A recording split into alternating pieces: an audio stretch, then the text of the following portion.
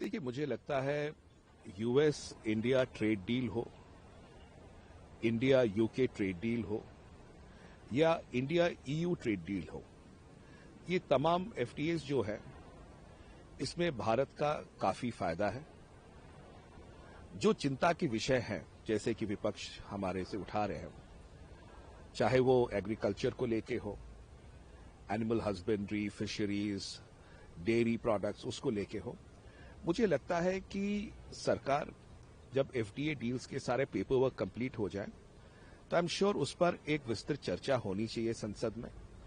और मुझे लगता है कि आने वाले सत्र में अभी जो सेकेंड फेज रहेगा, जो वर्किंग ऑफ मिनिस्ट्रीज रहेगी, अगर उसमें ट्रेड एंड कॉमर्स मिनिस्ट्री रहेगा या एक्सटर्नल अफेयर्स मिनिस्ट्री रहेगी, तो उस माध्यम से डिमांड फॉर ग्रांट्स हो लोकसभा में या ministry wise ministry of working के ऊपर जो चर्चा हो, उसमें स्पष्टता आएगी कि इसके क्या पैरामीटर्स हैं और स्पेसिफिक्स क्या है। अभी तक हमारे पास किसी के पास स्पेसिफिक्स है नहीं।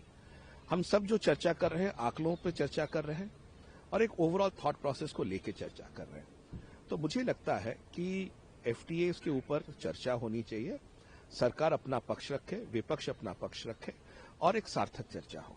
तो कल जिस तरह से स्पीच हुई उसके बाद प्रिविलेज नोटिस राहुल गांधी को दिया जाएगा।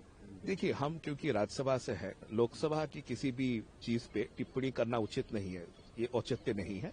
फिर भी वो सरकार और विपक्ष के बीच में है लोकसभा में, और जाहिर सी बात है आपस की जो भी बातचीत रहेगी उनको उचित लगेगा करेंगे। किया गया तो किस तरह से क्या कहेंगे इस पर? देखिए, जो इश्यूज है लेबर के बारे में, ट्रेड यूनियंस के बारे में और जो मेहनतकश लोग हैं उनके बारे में, देश में उनके लिए और बहुत सारे विषय होने की आवश्यकता है। जैसे प्राइवेटाइजेशन हो रहा है, उसमें कोई बुराई नहीं है प्राइवेटाइजेशन या लिबरलाइजेशन करने में, बट साथ में जिस तरह के हमारे लेबर फोर्स है देश का, गिग इकोनॉमी आप कह सकते हैं या लेबर फोर्स कह सकते हैं, उनके लिए और करने की आवश्यकता है। तो इसीलिए आज जो भारत बंद बुलाया गया है, तमाम विषय हैं उस पे जो कि चर्चा के माध्यम से हम सॉल्व कर सकते हैं। कई मांगे हैं और उनमें से बहुत सारी मांगे जो है, ज्यादातर मांगे जो हैं वो काफी नेसेसरी हैं। तो मुझे लगता है कि सरकार को इन विषयों पर चर्चा करनी चाहिए।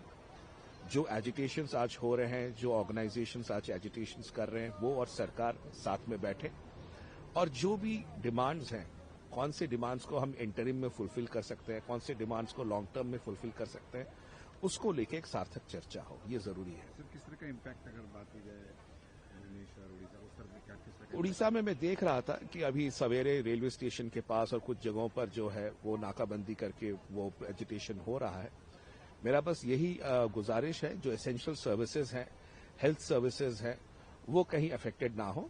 मगर इन द डेमोक्रेसी हर एक को अपनी बात रखने का अधिकार है, तो स्वाभाविक तौर से वो लोग अपनी बात रख रहे हैं।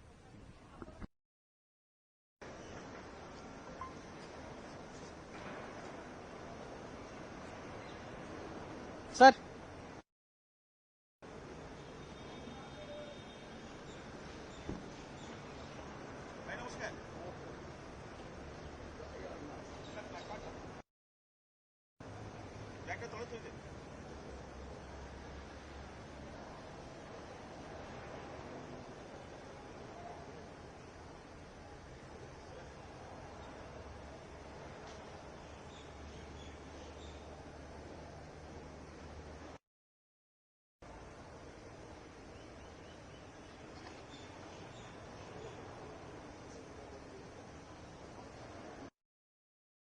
सुरक्षा आमर दाबी, श्रीमंदिर सुरक्षा आमर दाबी।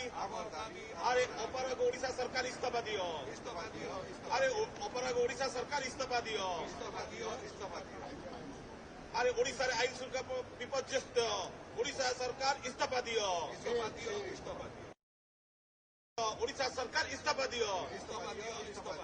श्रीमंदिर सुरक्षा आमर दाबी, अरे श्रीमंदिर सुरक्षा आमर सरकार इस्तीफा दियो, अरे अपारग ओडिशा सरकार इस्तीफा दियो, अरे श्रीमंदिर सुरक्षा आमर दाबी। ଅପାରଗ ଓଡ଼ିଶା ସରକାର ଇସ୍ତଫା ଦିଅ। ଆରେ ଓଡ଼ିଶା ସରକାର ଇସ୍ତଫା ଦିଅ। ଆଇନ ଶୃଙ୍ଖଳା ପରିସ୍ଥିତି ବିପର୍ଯ୍ୟସ୍ତ ଓଡ଼ିଶା ଦାବି ଶ୍ରୀମନ୍ଦିର ସୁରକ୍ଷା ଆମର ଦାବି।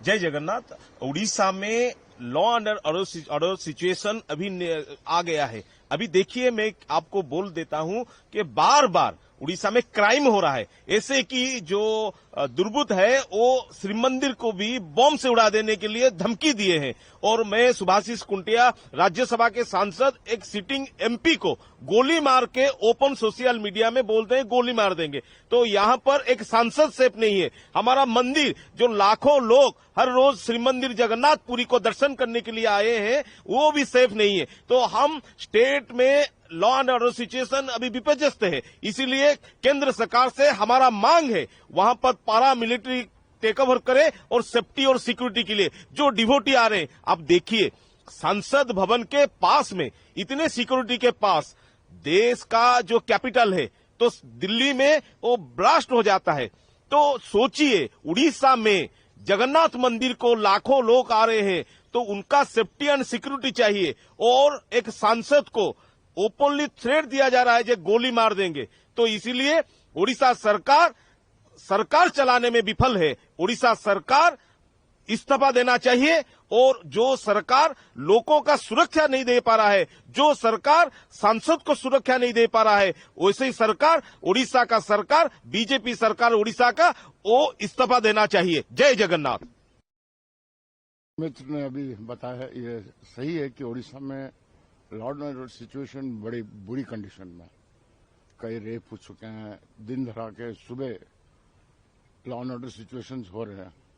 तो उस पर ध्यान दे सरकार। हमारे बीजेडी की तरफ से यही मांगे हैं कि ये जो राज्य सरकार है इसमें नजर डाले, या इनका जो दायित्व वो निभा नहीं पा रहे, इसलिए केंद्र सरकार से भी हम लोग, ये डबल इंजन सरकार जो चल रही है उड़ीसा में, केंद्र सरकार भी दखल ले और उड़ीसा वासियों को और जगन्नाथ मंदिर को सुरक्षा रखे।